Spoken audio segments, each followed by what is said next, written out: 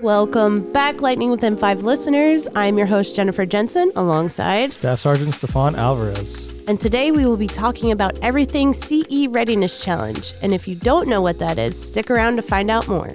All right, everybody, we are back in action. It is April. So Jen, last week, went on a nice little civic leader trip to Wright Pat Air Force Base. How was that, Jen? I did just get back. It was awesome. We took a group of civic leaders from the Panama City area.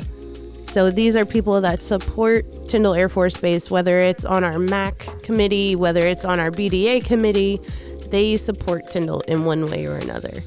So we took them. The main priority was to show them, why Tyndall is so important. So we focused on the history of Tyndall. So we went to the National Air Force Museum. If you've never been and you love jets, if you love history, if you love the Air Force, you should definitely make Wright-Patterson Air Force Base a stop on your bucket list. They had everything from, World War II to, futuristic things at the museum that you can see and do. They have memorials around all the grounds for every kind of squadron you can imagine. It was only 30 degrees, so my Floridian skin hurt. No humidity and very cold. Going from 80 to 20 or 30 is not ideal. But the civic leaders really learned, what our mission was. They also we flew up there by my choice on a KC-135. Have you been on a military jet? Many times. So the cargo seats. The net seating on the sides. If you have a bad back, that is not where you belong. I would never recommend that. I usually bring a hammock and string it up somewhere. Yeah, I sucked it up. It was fine. The pilot did great because we flew out in a storm, so that was a little bumpy, but he did great. They all enjoyed it because we got to refuel F-35, our new jets, in the air. I got some awesome pictures of that. I was really hype about that. But it was very cool because, 95% of the Air Force never get to see that, right? Just the pictures of it, yeah. Yeah. It was a cool process.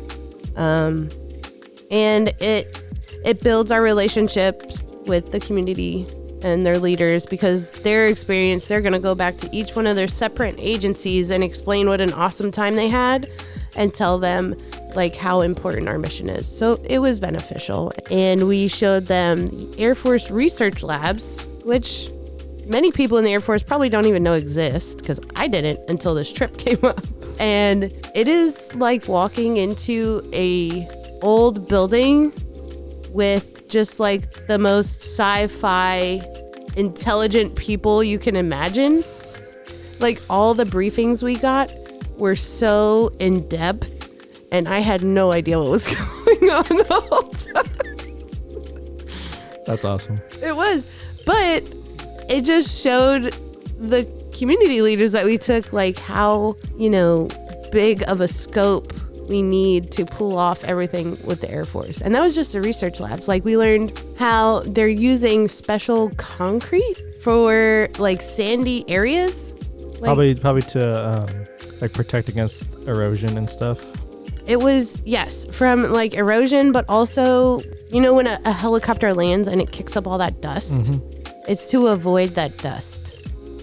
So here it would be beneficial, right? Because we do have sand that blows in the wind all the time. Yeah, very powdery. Yeah. Dust-like sand. But this concrete, you put an enzyme on it and it just solidifies. It's the weirdest thing, but also the coolest thing. Those guys were really hype about their concrete.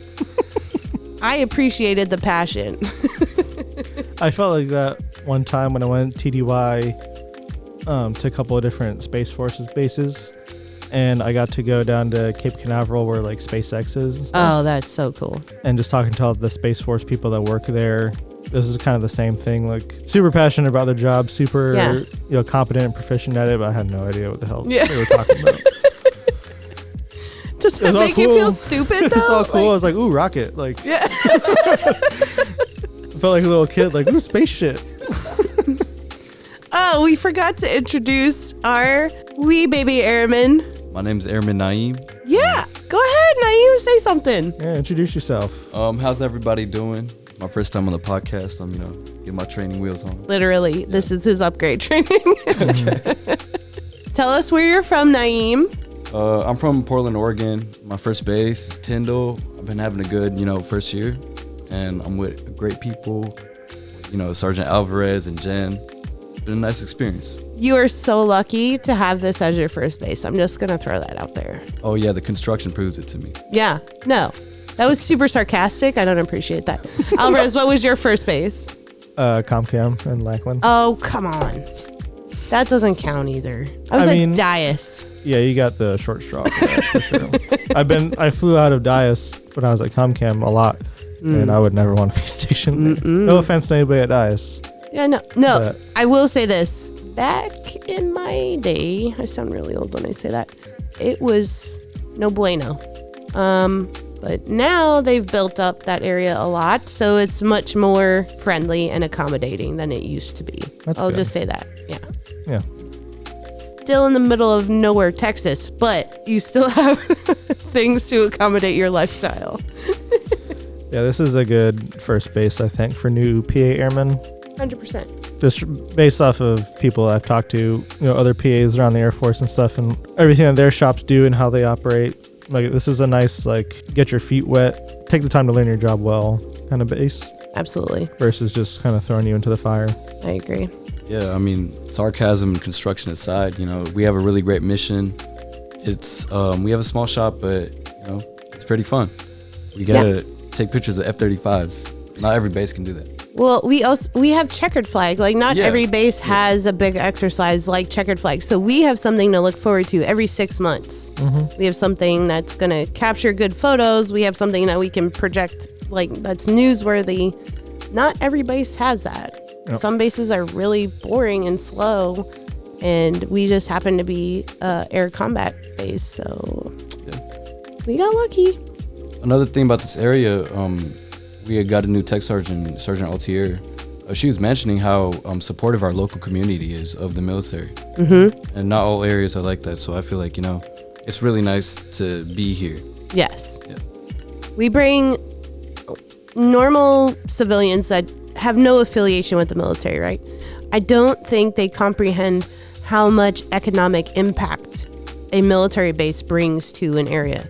Because if Tyndall was not here, let's say Hurricane Michael just wiped us off the map and they closed us down, I don't think that Panama City would even be where it is today, right? They wouldn't have bothered to build back. Yeah, we had tens of thousands of people, Yeah. Assigned to Tyndall and stuff that are all contributing to, the economy, housing, all that stuff. Shopping, activities, all those things. That's our Tyndall people are your neighbors, and their spouses are your kids' teachers, all those things. A military base has such a strong foothold in any community it's in. Let's talk about what this month is. This, for me, besides Easter, and technically Easter was March, so we're in April now. Yeah. This month is known to be Month of the Military Child. And what does that mean? That means that we stop for 1 month and we focus and appreciate the kids that are brought into these military families. They don't ask to become military kids, also known as Purple Star kids, but they adapt and they have resiliency skills far beyond what even grown-ups have. And I love Month of the Military Child. If I could wear purple every day, I hate purple, but to support them, I would, because I have watched my 2 kids go through 3 moves and have to leave their best friends sobbing, crying, and then have the struggle of making new friends when they get to a new school. And it's awful. Watching that is the worst part about being a military parent. It's awful. But you were a military kid, right, Sergeant Alvarez? I was. My dad was in the Army. So how many times did you move when you were little?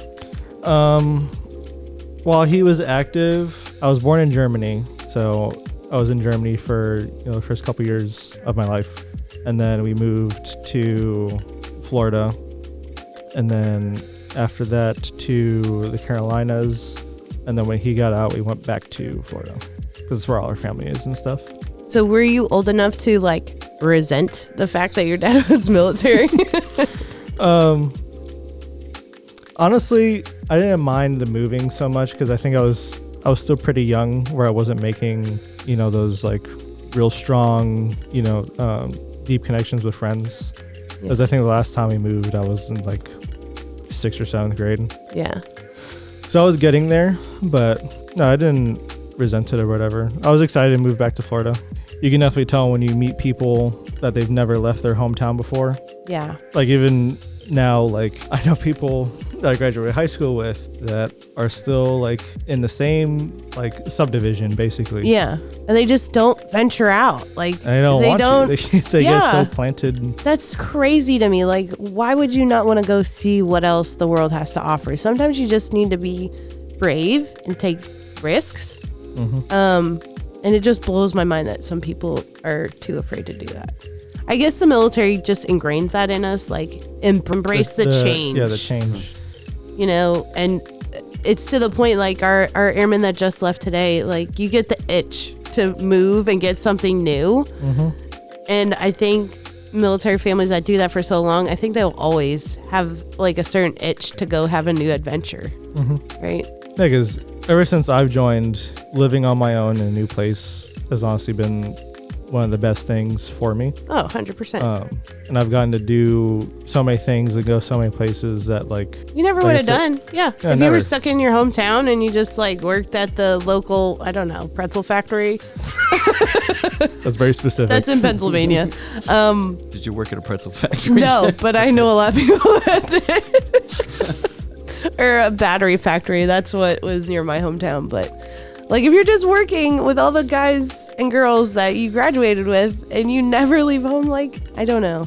I'm not knocking on those people. A part of me is like envious that I didn't get to do that, stay in my hometown. Like my kids go to my schools that I grew up in. Yeah. But at the same time, they've got to see so much more of the world than normal kids. And really the biggest drawback is just being away from family and stuff. Yeah. Because, now that I have, a kid and then planning on having more kids, like it would be nice to be under an hour away from family. So, for holidays and like babysitting and all that stuff, it'd just be a lot more convenient. But like me personally, I cannot, be born, live, and die in the same place. No. Like that to me sounds so boring. Not appealing. Yeah. Airman Naeem, let's talk a little airman-y things. Mm-hmm. How do you like living in the dorms? Living in the dorms is pretty fun, actually. It's a work in progress right now, but I'm excited for the new airmen with the new dorms coming up. Ooh, those look really nice. They look great. It looks like a movie. Like yeah. I feel like there'll be a sense of community within the dorms. Right now, there's still a sense of community, but it's a lot more individual. But the new dorms being a huge complex, having like hundreds of people in a building, it'll be really good for building morale and building camaraderie between people. And, regardless of your AFSC, your job or whatever, you'll be able to meet people throughout the base. Our new dorms are like the mega mansion of all DOD dorms. Yeah, they're having a game room, like a fireplace, like the ambiance alone. And a theater too, I think, right? Yeah, they have like a balcony. The balcony. You can see the ocean. You can see the ocean on one side. You can see the flight line on the other side. That's so crazy to me. But I love, and you guys are gonna have like, what did Chief Sharp call it? Like a market where you get snacks and stuff. We already have a small market within dorm management, but I don't know if we're gonna extend on that. Yeah, I heard it's gonna be kind of like, like in the hotels when you like by the front desk, they have that little area with drinks and snacks and everything you can buy. It's gonna be like that, but airmen can go down there and grab whatever they want and just like it's like a self checkout kind of thing. Yeah, because everything closes on base at 6 or 7 o'clock, and then you have to trek 7 miles down the road just to go to Walmart. Or I think Winn-Dixie that's or something. yeah. Do you know if your fellow airmen, your dorm airmen, are excited about this community commons? Like, are they excited to have somewhere to go hang out on base? Oh yeah, definitely. Yeah. Especially with pretty much every other base having at least a bowling alley. Yeah. You know, having a cool common area for people to just hang out, meet new people with like-minded mindsets. Like, Yeah. yeah, it'll help out. It'll help out with, as I was saying earlier, camaraderie and morale. Yeah. Because as of right now, you guys really don't have somewhere like that. We have our small dorm commons, but it's, Yeah. we have what we have. Yeah. But But to go have like a good time, you guys are, you, for example, are driving to like Destin or Yeah. Pensacola, like the PCB. bigger areas. Yeah. yeah, it's worth the drive for me, but Yeah. Like you're young, you want to go out and yeah. experience new Yeah. things. Like, having something on base would be really convenient, yeah. especially Yeah. when you don't have money to go out. Yes. You don't feel like driving, Yeah. hours away. I think that's a struggle, right? Like, It's weird being at a base with no, like, I can understand no golf course because not all bases have the room for a golf course. I heard the golf course was so pretty though. I did too, and I like playing golf, so I wish it was still here. But Yeah. a bowling alley is like a must-have. Yeah. No, 100%. You Somewhere- need bar food and $1 bowling games. Cheap drinks. Yeah, and cheap drinks.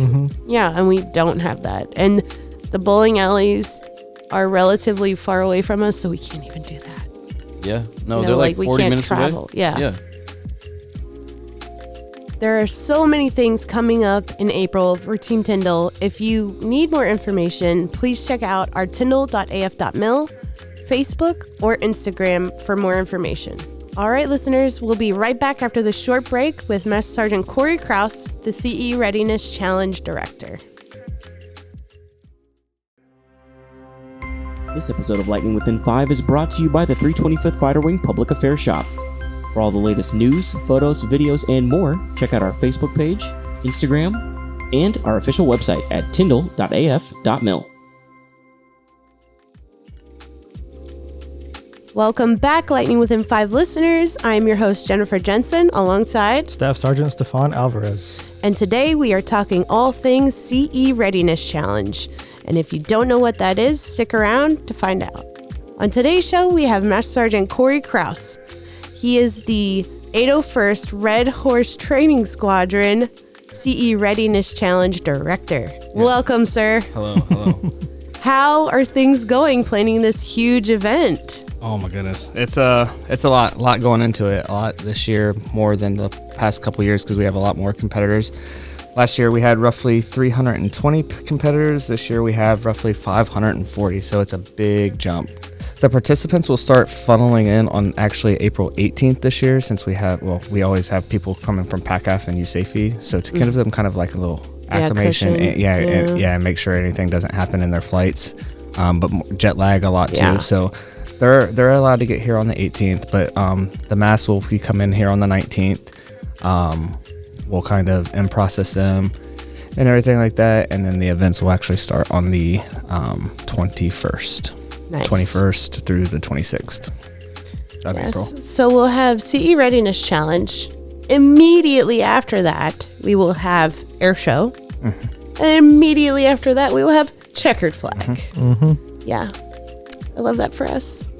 And I tell you, before I got to Tyndall, I didn't know how much was going on in Tyndall. Yeah. I didn't Oh, until I got it's here. so much. It's a lot.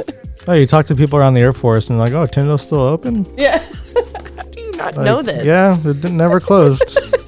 So can you explain just like a brief overall of what the CE Readiness Challenge is? Because a lot of people even at Tyndall don't even know that you guys do this. Yes. So basically what it is every day for our day in and day out job, we're teaching contingency operations throughout the different crafts of services, the different crafts of CE. We have some contracting and everything else in there. But this is specifically for civil engineering with the caveat of services. We do have services personnel coming for the event. What it is we're just going to test them on what we teach them when they come to our classes, and that's pretty much it. I mean, we're going to test their abilities to see what if they can retain what we've taught them throughout the year.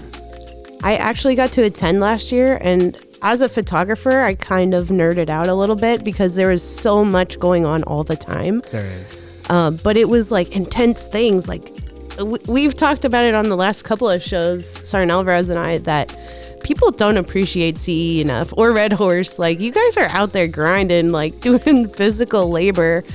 And some of these events that are coming up for the Readiness Challenge, last year I watched them, build a water bladder, a functioning water bladder. Is that correct? Yes. Yep. And like they were getting tear gassed and, incoming fire, all that. But while all that was happening, they had to build things or move heavy equipment. So it was very visually amazing. Yeah. I know for you guys, it's probably like, oh my God. It's every day, yes. Absolutely. But, that's our job. Like you said, it's we're out there grinding, like you said. But yeah, that's our everyday job.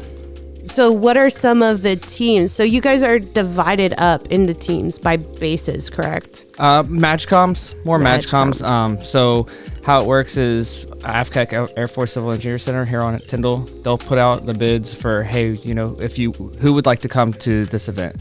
And so it'll go to the different MAGCOMs, and then the MAGCOMs will say, yes, we want to participate. We want this team to represent our MAGCOM.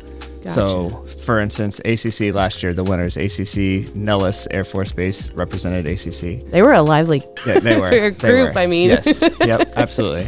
So, same thing this year. We have the different MAGCOMs. Now, that's not to say that it is specifically one team. We try to get one team, but obviously sometimes the mission can't hold just one individual base sending 45 participants here. Right. So they'll kind of form out and get like blended teams. I know AETC has a blended team this year. And then we have 3 teams that are not even Air Force. We have an Army team this year. We have a Marine team this year, and we have a coalition team. So that will have some Space Force individuals, and some Canadian individuals.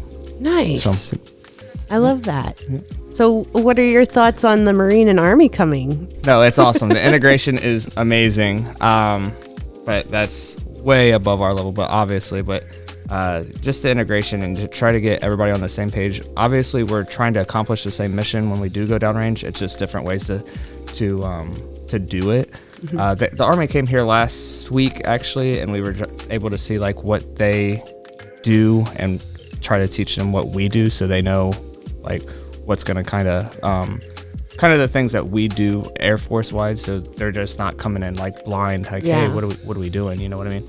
So, but yeah, the integration, it's different. I've worked with them before, and it's kind of cool to see how differently things are done, all from pretty much, I get it, we're 4 different teams with the different services, but you would think that a lot of the things would be the same, and it's not. Yeah. And we have some pretty fancy people showing up this year to spectate. Yes, we do. I found that very interesting last year. They literally set up stadium seating so people can watch you guys sweat and like grind into the dirt, which is kind of weird, but also cool for the spectators. Like, I don't know how to explain that. Yeah, I mean, is it weird for y'all to be watched like that? No. So I wouldn't say weird. Obviously, with the more rank coming, it's going to be more intense, I guess you would say. But being here, so I've been here 2 years now, and with this being like kind of like the hub of what we teach, that there's other sites that do what we do. But this is kind of like, we have Air Force Civil Engineer Center right in our backyard. So we have a lot of people that come through and see, either tell us how we're supposed to be doing it, or watch us making sure we're doing it correctly, or seeing how we are operating just like a bigger Air Force picture. So coming through Tyndall, there are a lot of people that come and watch us do what we do. So gotcha.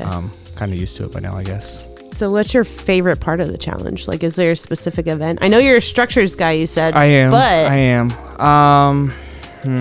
Last year or this year? Because I can't tell you what's going to happen this year. It's very hush-hush. It was, so I will say last year we did, like you said, we did the CS gas, and that was the first year we did that.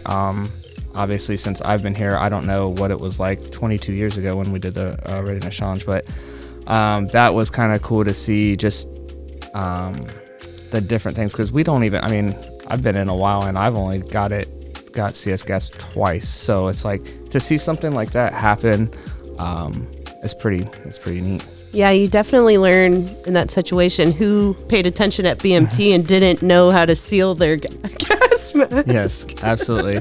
Absolutely. I had local reporters out there with us. I did not know, because as we just said, it's very hush-hush. Did not know we were getting gassed, and the reporters were like, "Oh, I'll be fine." I was like, "No, you need to back it up, buddy." We tried to make sure like we were telling everybody to like stay away so we actually have, obviously have individuals still in the CS gas, and we have other individuals like wanting to watch. So we were trying to, like, in our defense, we tried to keep everybody back that shouldn't have been around, but sorry everybody. Yeah. the civilian it won't happen this year. No CS gas this year. Oh, darn it. That was entertaining, I'm not gonna lie. My reporters were like coughing and they were like, "Is this what it feels like?" I was like, "Oh, this is nothing. Like, you actually have oxygen flowing. Imagine just being in a chamber with nothing but this." And they were like, "That's torture." Yes, exactly. That's the point. But okay, so what can you tell us about this year? Anything good? Yeah, I can. I'll tell you that it's going to be a lot bigger. Like I said, this year we have 544 participants, so a lot more people. It's going to be 12 teams, so we actually had to add an extra day from this year to last year. All the participants already know about that, so like I'm not giving no secrets away, but just for us to fit in all the events, so it's going to be an extra day long. But yeah, I mean, I think just the size is what's going to pretty much be it's been our biggest problem, I guess you'd say, and then biggest hurdle that we're trying to jump over. But just to see everybody come out here at the same time is going to be kind of interesting. Yeah. So. I don't know about like the entire population of Tyndall, but a lot of people don't even realize that the Silver Flag compound is out there and that you guys are actually a part of our team. Yeah, there's not a lot of, every time like people will ask me, like even in town, like you'll go to eat or something, "Are you military?" Yeah, how you can tell. "Oh, you work at Tyndall?" "Well, yeah, but I actually work like 7 miles past Tyndall." Yeah. What's out there? That's all woods, ain't it? Yeah. So, yeah. Well, toothpick-looking trees thanks to Hurricane Michael, but yeah. Absolutely. So when you guys do this CE Readiness Challenge, that means like all hands on deck. Like even the firefighters that are out there training, Silver Flag training. So it's all civil engineer crafts, which firefighters, they are civil engineer crafts. So all the crafts that pertain to civil engineering and then also services, the only ones that won't have like active participants, they'll still be like the cadre will still be helping out, but it's just contracting, finance, and then our services our personnelist. How does like the scoring or grading go for the teams? Like how do you guys pick who wins? Yeah, so we grade on every individual event, and so like the cadre, we make the narratives, we make the events, and we make the scorecards. Obviously they get routed up to get approval from higher than us, like AFCEC, so we'll have like our cadre be out there and grading like, "Oh, you did X, Y, and Z on this event, or you did this wrong, or safety infraction, or whatever the case may be." And then we add all those up throughout the week, and then whoever has the highest score wins. It's crazy. It's like a sports game. Yeah. With and whoever has parts. The best score has bragging rights for the whole year. For the whole year, they'll get trophies and Nice. And trust me, those are bragging rights. They go, "I know Nellis is still talking," so yeah. They were a very hype team last year. They had chants going, they had like boom boxes they carried around to hype themselves up. It was really entertaining. Since this is such a huge event, like 500 people, we're talking like, do you get support from outside agencies? Absolutely. So we farm out to, or we ask, the first people that we try to ask are prior instructors. It doesn't matter, like just a Silver Flag instructor. So with us having roughly 70 people, a lot of us, I mean, we've been around the Air Force for a while. We know a lot of other people in our career field. So we'll reach out and try to get those individuals, or then we have like people guard or reserve guys at like RTS sites or any of the other training sites. But then there's some augmentees that we need we need help like cooking for the participants. So we got a lot of the services from Tyndall are helping out, Herbert Field, Eglin, close spaces like that.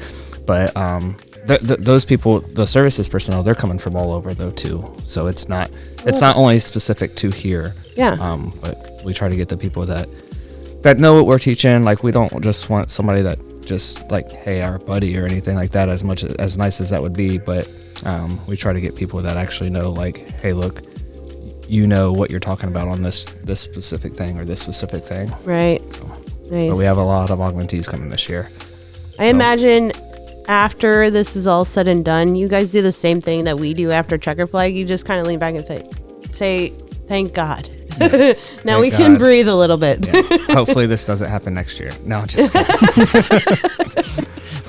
It's intense, and it's a lot. I think people don't really understand the logistics behind planning something like this. There's so many minute details that go into something as large scale as this. Yes. So we plan pretty much all year round. Yeah. Like, so we knew last year we were going to have it this year again. We started planning last May. Like we just, anything that pretty much the give or takes, like we knew, hey, we did X, Y, and Z. We could have done better. So that's kind of like it was fresh in our mind, like, hey, look, we have to do something about this, but it's all year round. And that's, obviously, and including, us learning and, still moving with our normal mission. So it's a lot to take in. We try to give ourselves some leeway. Like, I think our last class was maybe like 3. Well, I take that back, because we've had students for the past 5 weeks, but from now until the actual challenge, we won't have any students or participants at all. So you can prepare. Yeah, because we have to set up. We're not only using our stuff at Silver Flag. We have to farm some items out. Like, for instance, like last year, we were like, hey, let's do a crane. So we had to get a crane from somewhere because we don't have cranes here. Yeah. Which is funny, because there's literally 50 of them on base. Yes, there's that. With the rebuilds. Yeah, true. But we don't have them on our site. So, yeah. But just things like that. We have to borrow items from like WRM or just wherever, the 635th over in Holloman, just anything like that. So wow. Y'all got that huge crane. Where did you get it last year from?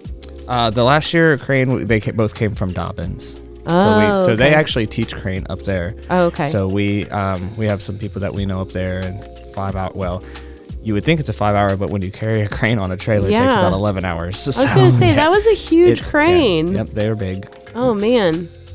See, logistics. Yeah, it's so much. I would say that is probably the biggest headache that we have on planning.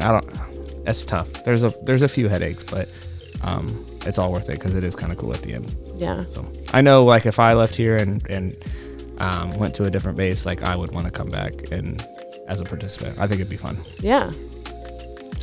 So going into your normal everyday job, let's talk outside CE Readiness Challenge. When you say structures, does that mean you are literally the best at building structures? Like, that is like what Corey Kraus is the best person to No, build? I mean, like, that is what you Structures? specialize in. Like, you're not over there like laying plumbing or No, so we have plumbers that do plumbing. Mm-hmm. We have electricians that do electric, and we have HVAC that does HVAC. We have our dirt boys that do pavements and equipment, and then basically everything else is us. So, like, obviously in the Air Force, we're not just building like buildings left and right. We don't have that kind of manpower. Right. But we technically could, if you get all those structures in the Air Force together. I mean, we would be able to build buildings. Yes. So does your wife make you build things at home? Plead the fifth.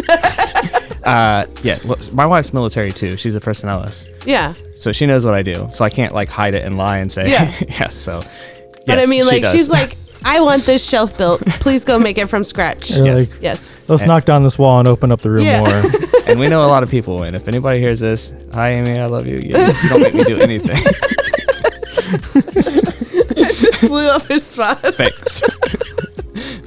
It's fun though. Like I've always told like my troops, and I've always told anybody, like, I didn't come in as this job, but boy, am I glad they gave this job to me, because if I was ever going to cross train out, I would have got out of the military. I don't think I'd be where I'm at right now. Really? Yeah, I love it.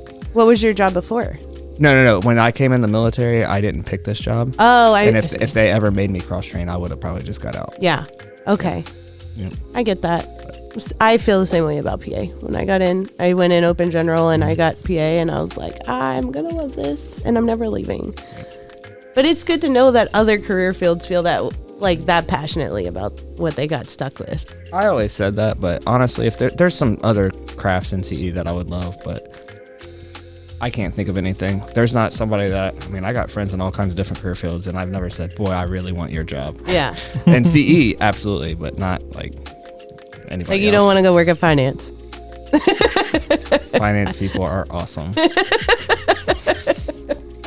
I couldn't do it. No, I couldn't do it. You also said you plan on retiring. Oh yeah, everybody's gonna retire eventually, right? Oh, I thought you were talking like it's soon. I hit the button not too long ago. Yeah. So how much longer do you have? Well, so I went home one night and I pressed the button for a little earlier than what I should have, and it would be like August 1st, but if it's August 1st, I should have been done working like 4 days ago. Oh. So I put an extension in for December 1st, so that means my last day would be June 3rd with everything, with terminal leave and everything. So you can do this last challenge and be like, I'm done, guys. I did want to do this last one. Like, I went home on a whim and hit the button, and I was like, I should have waited a little bit longer. But yeah, I do want to finish where I started. I don't like doing that, so I definitely want to finish it. That's nice. What are your plans for retirement? Come back and work on base. I'm not leaving. I have a 12-year-old and a 19-year-old, and my wife's definitely not going to leave my 19-year-old here by herself. And my 12-year-old don't want to leave either. So it's a good area, I think. I don't hate it. There's worse places. There's worse places. places. There's worse places. 100%. Yeah. So is your wife close to retiring? She should have retired already by now. I'm trying to get her retired too. She's been in longer than me. Oh wow! But yeah, she's over at AF North now. So she's the reason that we got here. She actually applied and got the job over at Red Horse. Oh, cool! And then I just followed her. Nice. That's pretty cool. Mill to mill is a hard life. Yeah. Speaking of mill to mill, let's just go right into the next thing that's in April, month of the military child. So you have 2 military kids. I do. What are your thoughts? They are pretty resilient. I would tell you that. I would say any kid is resilient that has a military parent. I think my daughter has been in 7 schools maybe, and my son is in 7th grade. I think he's been in 4 or 5. Yikes. So, but I think they love it. They've liked moving. I think they've never said, "Hey, let's stay here." Well, until like here. Yeah. So I think now that like my daughter, we came here from Beale, and we were gonna plan on staying there until she graduated and then move. And this job came open, and my wife was like, "Elizabeth, do you wanna go to Florida?" And she goes, "Yeah, let's get out of California." I was like, so I was deployed. I got a phone call, and Amy goes, "Hey, I'm putting in for this job," and it's like, okay, nice. fine by me. It's always better when the kids are excited about going somewhere, you know. Yeah, and I don't, at the time I don't think Ethan was super happy, but I know he's happy that he's gone now, because that's all he does is talk about how much he's glad he's left California. So but I don't blame him. And I feel like the moving around and stuff is definitely harder the older the kids are. Oh yeah, because they make more friend groups and all that stuff, and they're constantly having to uproot and start over and whatever. Just when they're older, their friends are like they get tighter when they're older. Yes. So then, obviously, if you grow up with somebody and you're with them forever, but I just feel like that bond gets a lot stronger and tighter the older you get. So especially if it's another military kid, because they have that. I don't want to say trauma bonding, but like they can relate to one another better. Shared experience. Yeah, there you go. Absolutely. That's a nice way. So. I'm glad that we have a whole month to recognize them, though, because they do go through a lot, and it's not fair to them in most cases, that they have to go through all that. But yeah, it's not their fault. That's the thing. Yeah. It's like, that's why, another reason me and my wife are really like retiring, because it's not, they didn't do anything to deserve that. They just came into this world. Yeah. hey, here I am. Yeah, sure, I'll move with you every 4 years. Yeah. That's okay. So, yeah. Yeah, I feel that. I have a 12-year-old, so she just discovered what the definition of a bestie is. And she's like, I swear, if we leave and I have to leave her, I'll never forgive you guys. And we're like, okay, we get it. We'll retire here. We're done. But that doesn't mean she's not going to leave. It's funny, too, because my wife was just telling Ethan, my son, hey, I've been looking at houses back in Guam. You want to go back to Guam? And he goes, no. And he loved Guam. He absolutely loved it, but he doesn't want to leave at all. No, it's harder. The older they get, it's harder. Oh, yeah. Because kids and teenagers are ruthless. Especially. They already have Ethan's never talked about his life at all. And now that he's here and he has all his friends now, they're all planning out their whole lives. I'm like, what do you got? You're 12 years old. You are not going to be with that person for the rest of your life. Like, we're going to go to college together and buy houses down the street. What? No, you're not going to talk to this person. It'll be fine. All right, sir. Thank you so much for stopping by. We really appreciated learning so much about the CE Readiness Challenge, and we hope that Team Tyndall is as excited about it as we are. Yeah, and we hope to have you back before you retire. I will. I sure will. Yeah, thank you. Thank you for everything. Thank you for having me, and I appreciate the time. Hopefully, I've answered all your questions that you guys had. All right, everyone. That wraps up today's episode. Thank you so much for tuning in, and we'll catch you next time.